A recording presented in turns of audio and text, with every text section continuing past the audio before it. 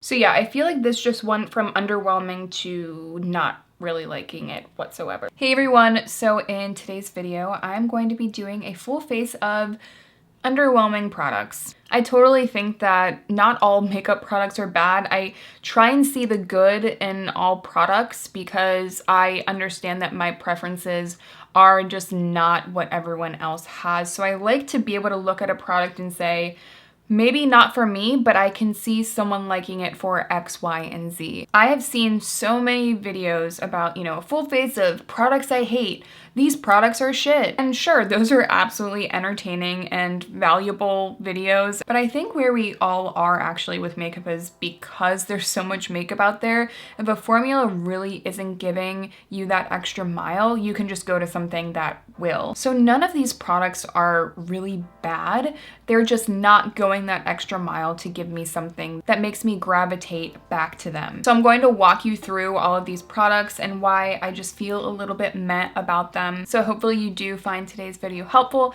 and if you do, make sure to give it a thumbs up. And of course, if you like me, I would love to have you back too, so make sure to subscribe before you go. And let us jump in to my bare face. So we're first starting off with primers, of course, and this is the Cover FX Dewy Skin Primer. I recently tried out a bunch of glass skin primers, or primers that claim to give you glass skin, to figure out like the best. And this was one that I liked, but the reason why I think it's underwhelming is not necessarily because of the formula. I think the formula is good, but the price I don't think warrants the look that it gives your skin because there are other options at a more affordable price. So definitely make sure to check out that video if you are looking for like a super glassy skin primer. There are ones out there that are a little bit more affordable than this. It feels a little bit heavy. It's not the heaviest glass skin primer that I tried, but it still feels a little bit much. You can see, I mean, the glass skin is here super dewy, but it's just one of those things. If I can save some money and get the same look, that is what I'm going to do. Moving on to foundation. This is the Revlon Candid Glow Photo Ready Glow. Luckily, we will get some glow from the Cover FX because I find this to really not be glowy whatsoever on my skin. The texture is really nice. I like how it kind of sinks into the skin. I do prefer that. I love a skin-like foundation, one that really meshes well with the skin. But there are just other foundations out there that make my skin look better.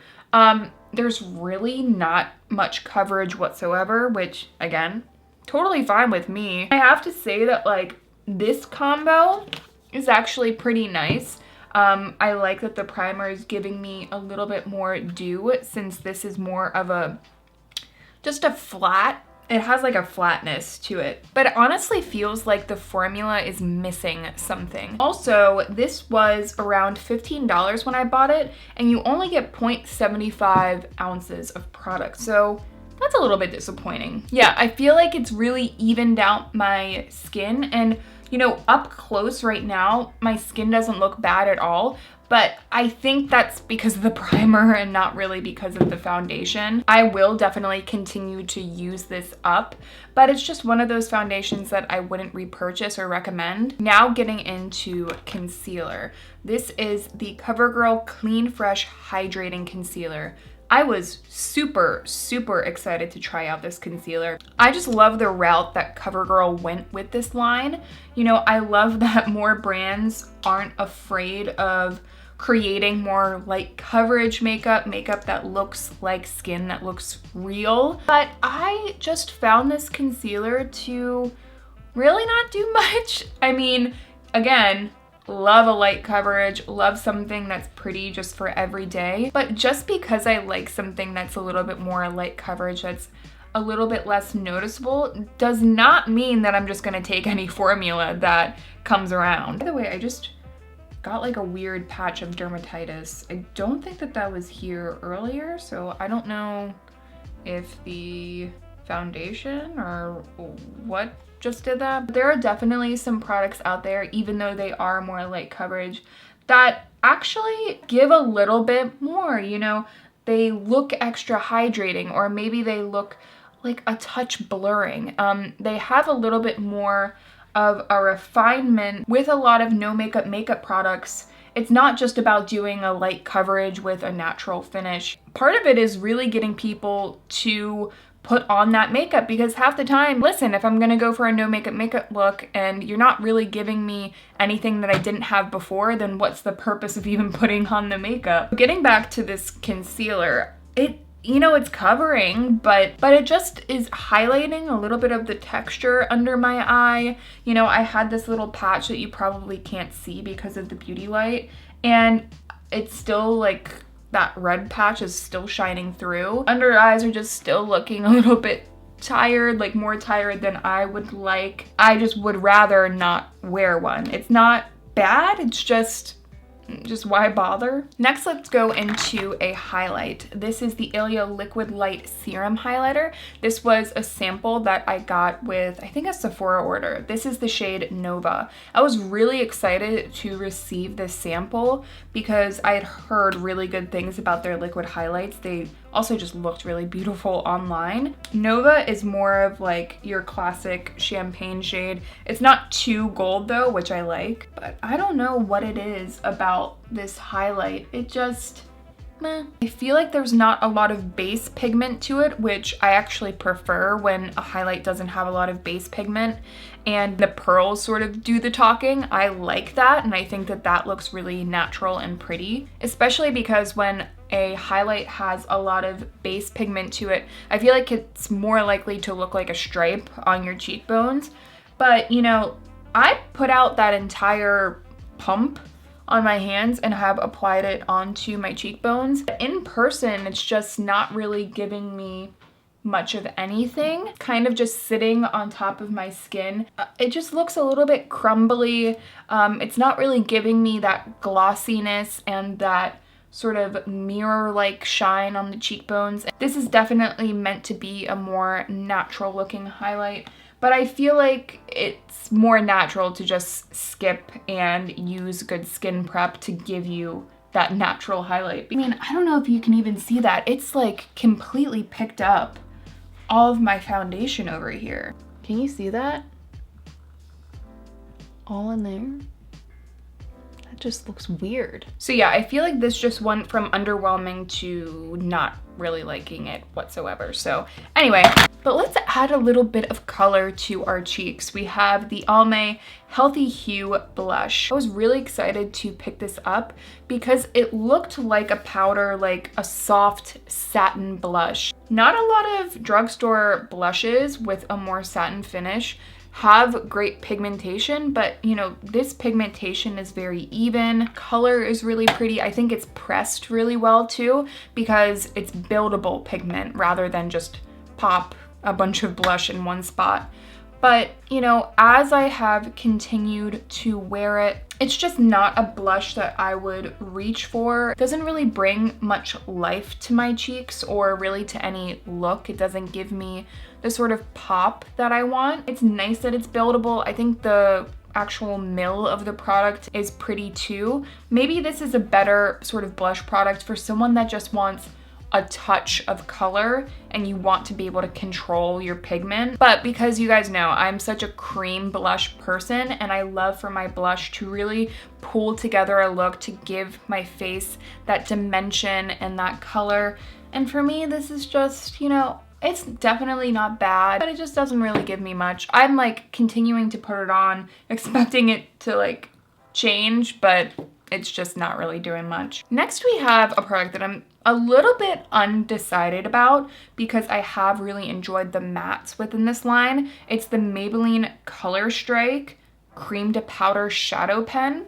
And this is in the shade 05. But like I just said, I've really been liking the mattes within this line, but when I tried out this more metallic shade, it just looked a little bit awkward on my lids. So we're gonna try it out again. We'll give it another shot if I can find a handheld mirror around here. I mean, the one nice thing that I've found about these is that with the applicator, it's super easy to just get the shadow onto the lids. You could definitely use the little sponge applicator to blend, but I would prefer still to use a brush to do that. So I'm putting it all over the lids. Before I didn't put it all over the lids. I had just used it to sort of highlight and add a little bit of shine. But, you know, right now I kind of like it.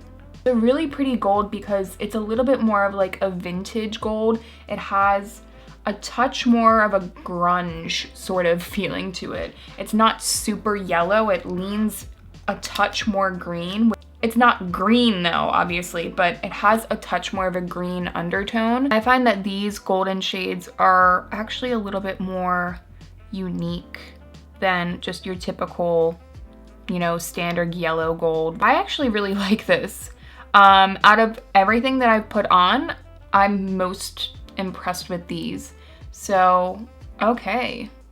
So yeah, that's actually a really pretty like one shadow look. Because it's not super, super metallic, you're able to kind of blend the edges and blend it up into the crease so that it ends up looking like there's a transition in the crease when there's not, and this literally took one shadow. So I love a one shadow that can do that. That is what it looks like. I actually really, yeah, I'm actually a big fan of that. Okay, so that kind of like brightened my spirits. Not that I wasn't expecting to not be a huge fan of any of these products, but I think it was a nice break to actually retry something and really like it. But next we must go into lashes. We are revisiting the Urban Decay Lash Freak. I talked about this in a playing with new makeup video pretty recently, and since trying it, I have just been less and less impressed. I've talked about it before, but the actual brush reminds me of like a leech or something. But anyway, I will still curl my lashes to give it the best shot that it can have. Yeah, wow, looking up close at this shadow, I'm really glad that I retried it. The concealer just looks a little bit flat. Again, it doesn't look bad, just flat. I guess it just doesn't want to conceal this pimple down here, so I guess that's just gonna be here for the video. And all of this foundation over here is off. Let's apply. Yeah, the more I use it, I'm just like, this ain't my style. You just see how like wet that is. I feel like this might be good for long distance photography, which is not a great compliment. I just feel like a mascara like this just completely takes away from an eye look and just is so distracting. I just can't imagine reaching for this as an everyday product. Super, super wet too. If you saw my recent video where I compared the Kosas to the Rowan mascara, you would know from that video that I prefer a little bit of a drier formula. So yeah, I think, you know, from afar, it definitely frames the eyes and it's not bad, it's just not one that I would really ever anticipate using again. Getting into the brows, this is the Dior Show Bold Brow. Now, why did I spend so much money on just the most basic brow gel that I've ever used? I have no idea. This is the shade 21. It's slightly more warm, which I can sometimes pull off. I don't know what was going through my head when I thought that it was a good idea to spend so much money on a brow product, but this has been sitting in my makeup drawer for so long because I don't even reach for it. Like, it's not bad, it's just not great. It feels like they put out the product because they wanted to get a brow product out onto the market, but they didn't really take the time to create something unique. I also find that the brush could be a little bit shorter, and I find that even though I have pretty bold eyebrows, so if you have sparse brows, I think you would have an even more difficult time being more precise with this. I mean, my brows look fine having applied it, and I definitely prefer the way my brows are looking now that I have it applied. Just not really worth the extra cash to have a Dior brow product. Now their lip products. their lip products is something I can get behind. And lastly, we have the Burt's Bees Tinted Lip Oil. Some of you may have seen my best and worst affordable lip product video. I personally was blown away by how many good ones I found. And this one is not bad. It doesn't really make my lips feel any more hydrated. I think the color is pretty, but there's really not much shine. The texture doesn't really feel very luxurious. It doesn't feel very nourishing, which, you know, if I'm using a tinted lip oil, one thing that I like about them is that they really kind of hydrate the lips. And because they tend to be thinner, you kind of get some hydration without a lot of balminess. That's something that I want sometimes, but this one doesn't give me that hydration that I want. And I also find that if you have super dry lips, it will kind of show off the texture on your lips. It's also quite expensive for a lip oil because you don't get much product with this. This is the shade Caramel Cloud. Maybe some of their other shades would work better. I can see like a berry shade being really nice in a formula like this. Definitely better than not having a sort of tinted lip oil product if you want something to give you some hydration, but not when I would go out of my way to seek out and apply. So this is the completed look, guys. Again, not a fan of this Ilia highlight. It has just kind of broken up all of the makeup over here.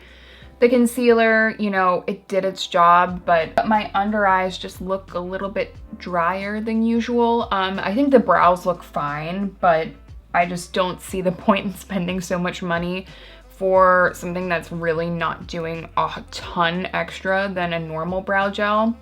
The mascara, again, same thing. It's just not, you know, not giving me the look that I want out of it. The shadow though, this shadow, I'm super glad that I retried the Color Strike in the shade 50 Hustle. Really, really liking that. It's kind of saving this look for me. Neither the concealer or the foundation covered up a pimple that I don't even think is really the most difficult pimple to cover up that I've ever had. So that's kind of annoying. The blush, I think, looks absolutely fine. And I actually do think that this is a good blush if you are just getting into makeup, or if you are someone that prefers powders but doesn't want them to look really heavy on the skin. And the foundation, I think the only reason my skin looks somewhat glowy and okay is because of the primer, but this is just not a primer that I can see myself shelling out the money for, especially when I have those other glass skin primers that I think will give me the same look and will be a little bit more accessible price-wise. So yeah, guys, I hope that you enjoyed me just talking about some products that maybe aren't the best. I hope that you guys did find today's video helpful though. If you enjoyed it, please make sure to give this video a thumbs up